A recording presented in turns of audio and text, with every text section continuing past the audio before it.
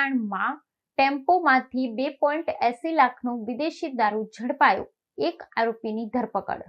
સુરત ઉત્તરાયણમાં ટેમ્પામાંથી 2.80 લાખનો વિદેશી દારૂ ઝડપાયો, એક આરોપીની ધરપકડ। સુરતના ઉત્તરાયણ વિસ્તારમાં પોલીસને વિદેશી દારૂની હેરાફેરી અંગે મોટી સફળતા મળી છે। વેલંજા રંગોલી ચોકડી પાસે પોલીસે એક ટેમ્પામાંથી 2.80 લાખ રૂપિયાનો વિદેશી દારૂનો જથ્થો ઝડપી પાડ્યો છે। બુટલેગરો પોલીસની નજરથી બચવા માટે અવનવા અખતરા કરતા હોય છે, જેમાં આ વખતે ટેમ્પાના પાછળના ભાગે ચોરખાનું બનાવી દારૂ છુપાવાયો હતો। પોલીસે તપાસ દરમિયાન ટેમ્પાની સેન્ટિંગની આડમાં છુપાવેલો વિદેશી દારૂ શોધી કાઢ્યો હતો। ટેમ્પો સહિત કુલ 4.82 લાખ રૂપિયાનો મુદ્દામાલ જપ્ત કરવામાં આવ્યો છે। આરોપી કલ્પેશ દિનેશભાઈ પટેલને ઘટના સ્થળેથી ઝડપી લેવામાં આવ્યો છે અને તેની સામે ગુનો નોંધવામાં આવ્યો છે।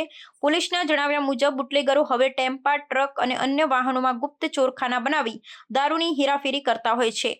સુરત શહેરમાં દારૂની હેરાફેરી અટકાવવા માટે પોલીસ સતત ચાંપતી નજર રાખી રહી છે અને આવા ગુનાહિત પ્રવૃત્તિઓ સામે કડક કાર્યવાહી કરી રહી છે। હાલમાં પોલીસે આરોપી વિરુદ્ધ વધુ તપાસ હાથ ધરી છે અને દારૂના જથ્થા ક્યાંથી આવ્યો અને ક્યાં જવાનો હતો તેની વિગત મેળવવાનો પ્રયાસ શરૂ કર્યો છે। સુરત પોલીસ દ્વારા આવા ગુનાઓ સામે સતત સક્રિય કામગીરી કરવામાં આવી રહી છે।